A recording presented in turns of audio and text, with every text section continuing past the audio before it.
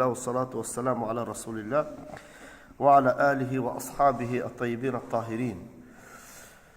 Donc c'est lourd, hein, parce que quand même, il y a eu mon frère Abdel Ghafour avant qui nous a animés avec ce qu'il nous a proposé. Et je pense qu'il y a une suite un peu à ce qu'il dit. Je pense que sur le plan pratique, ce que moi j'aime bien, c'est le côté pragmatique. Le côté pragmatique sur la terre. Je vais vous expliquer pourquoi.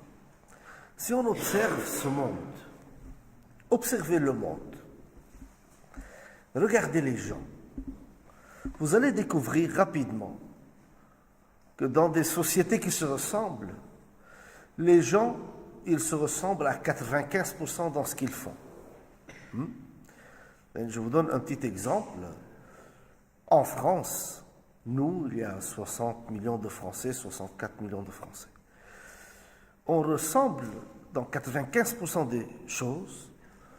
Tout le monde mange, tout le monde dort, tout le monde il aime avoir une vie tranquille, tout le monde il aime partir en vacances s'il peut partir en vacances, tout le monde va travailler s'il trouve un travail, il va conduire sa voiture, il va marcher, être habillé comme l'autre. Si vous regardez les gens, le temps occupé par les gens dans des ressemblances, c'est 90 ou 95% des actes qu'on fait.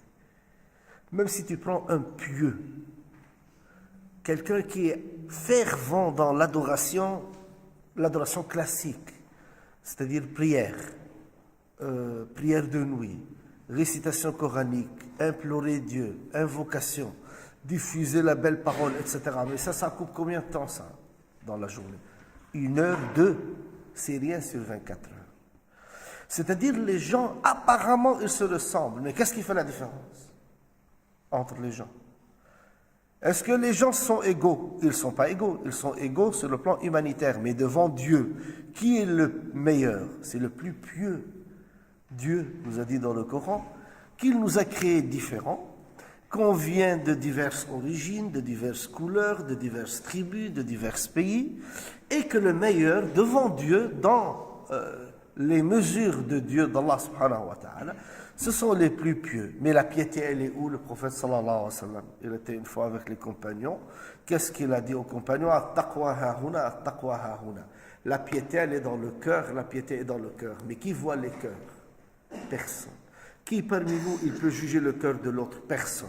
C'est Allah subhanahu wa ta'ala qui connaît l'état des cœurs. Et toute la question, elle est là. Tout le débat, il est là sur cette question-là. C'est un travail sur le cœur parce que le prophète sallallahu alayhi wa sallam, il nous a dit, un morceau de chair dans le corps, s'il va bien, tout va bien. S'il va mal, tout va mal, c'est le cœur.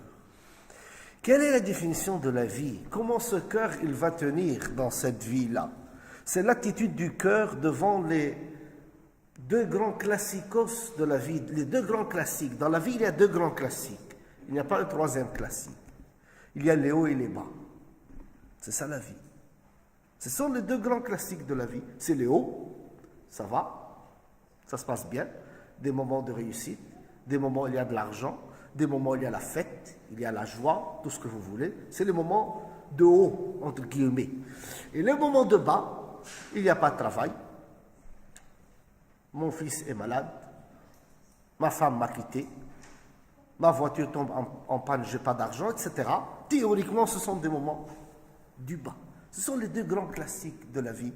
Il n'y a pas un troisième grand classique. Mais devant ces deux grands classiques, c'est l'attitude qui n'est pas classique. C'est l'attitude qui n'est pas classique. Et dans cela, le prophète sallallahu alayhi wa sallam nous a dessiné un chemin qui est important, dans lequel il nous disait عجبا لأمر المؤمن إن أمره كله له خير إن أصابته سراء شكر فكان خيرا له وإن أصابته ضراء صبر فكان خيرا له. Le prophète alayhi salatu wa salam nous disait que l'affaire du croyant est étrange. Elle est étrange. Elle est particulière, elle est surprenante. Pour quelle raison?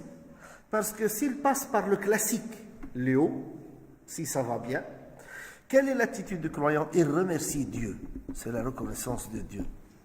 Je réussis, ce n'est pas parce que je suis fort, c'est parce que Dieu m'a aidé. Je gagne de l'argent, ce n'est pas parce que je suis fort, c'est parce que Dieu m'a aidé. J'ai réussi ça, ou je suis content, même dans les moments de bonheur, je prosterne pour Allah subhanahu wa ta'ala, pour Dieu. C'est ça la reconnaissance du croyant. Hein? Et dans les moments où ça ne va pas, il patiente, il résiste, il accepte, dans la douleur, mais il accepte, parce qu'il sait qu'il y a Allah subhanahu wa ta'ala, qu'il y a Dieu qui est là.